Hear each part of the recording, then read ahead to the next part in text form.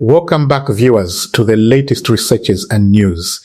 Currently, we have two major developments that we will share with you in this video.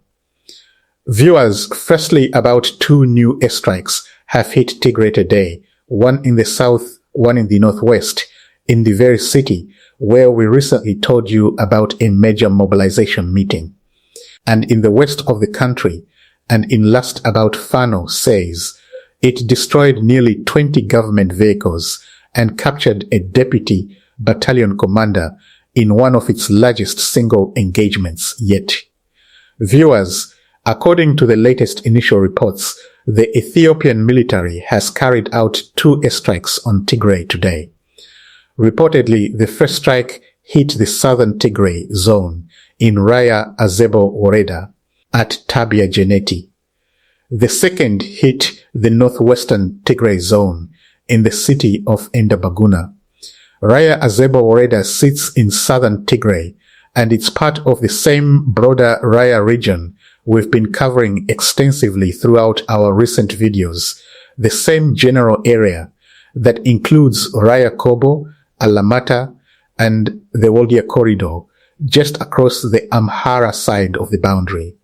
Raya Azebo's location matters because it sits right along the southern approach into Tigray, the same corridor formed by the Addis Ababa-Mekele highway that we've explained several times already. A strike here on the Tigrayan side of this corridor fits directly into the pattern of contested territory we've been tracking throughout the Raya front, just approached from the Tigray side of the boundary rather than the Amhara side. The second strike is arguably even more notable because it hit Endabaguna, the exact same city where we told you in a recent video about a major mobilization meeting. Endabaguna is located in the northwestern zone of Tigray.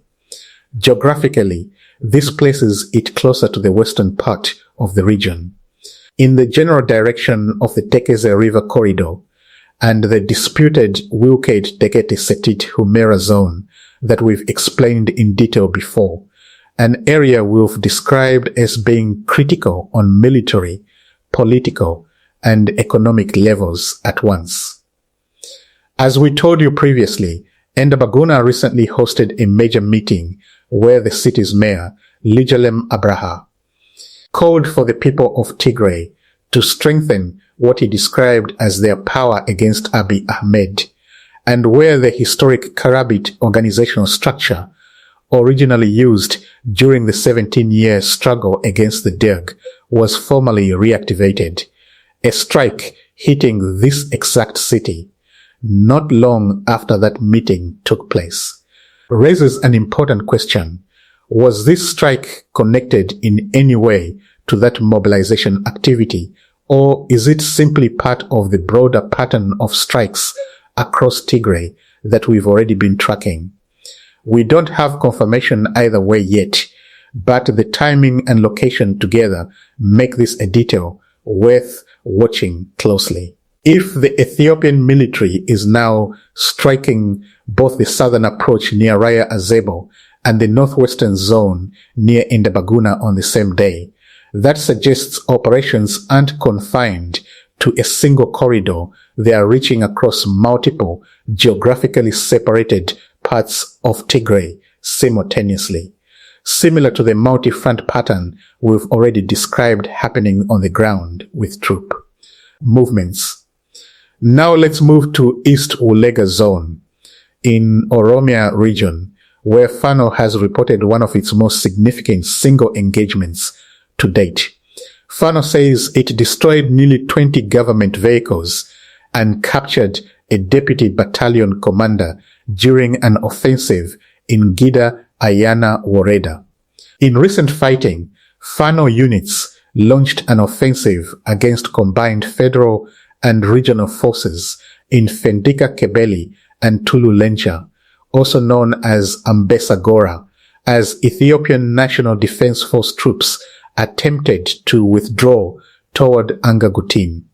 This is the same broader East Ulega area we told you about before, when we covered Fano's Ulega/Bizamo Anchi Said command operation against a convoy allegedly carrying looted property. This new engagement suggests Fano's operations in this specific zone are continuing and expanding rather than being a single isolated incident. The operation targeted a 28-vehicle government reinforcement convoy that was carrying federal troops from Gida Ayana Wareda, resulting in an intense firefight. Ethiopian National Defense Force units reportedly sustained significant personnel losses, while nearly 20 military vehicles were destroyed. A 28-vehicle convoy is a substantial reinforcement effort. This wasn't a small resupply run. It represents a serious attempt to bring additional federal troops into this specific zone. Destroying nearly 20 of those 28 vehicles would mean Fano effectively crippled the majority of this reinforcement convoy in a single engagement, which is a significant tactical result if accurate. Fano forces reportedly captured more than 10 government personnel, including a deputy battalion commander, and seized a significant quantity of military equipment, including vehicles, firearms, ammunition, and other military supplies. Capturing a deputy battalion commander specifically is a notable detail, similar to what we saw with the captured commanders near Rayakobo. Capturing an officer of this rank, rather than only rank-and-file soldiers, suggests this convoy included command-level personnel, and that Fano's ambush was effective enough to prevent an organized retreat or defense. Following these military setbacks, government-affiliated actors reportedly launched a coordinated disinformation campaign, alleging that Fano forces had attacked ethnic Oromo communities. According to reports, this campaign contributed to mobilization and protests by Shero groups in Uke, Tulugana, and Gida. Launching a disinformation campaign immediately following a battlefield defeat is a pattern we've discussed before in different forms, using narrative control to offset a military setback. In this case, rather than disputing the military details directly, the reported campaign instead shifted the narrative toward ethnic community targeting, which is a much more emotionally charged and mobilizing climb. Shero refers to Oromo youth groups that played a major role in the protest movements of the mid to late 2010s protests that were instrumental in the political changes that eventually brought Abiy Ahmed to power in the first place. Shero mobilization carries real historical weight and organizing capacity in Oromia. So if this disinformation campaign genuinely triggered real protests among these groups, it demonstrates just how effective this kind of narrative shift can be at redirecting public attention and anger, regardless of whether the underlying claim about attacks on Oromo communities is accurate. So today's update spans two very different fronts.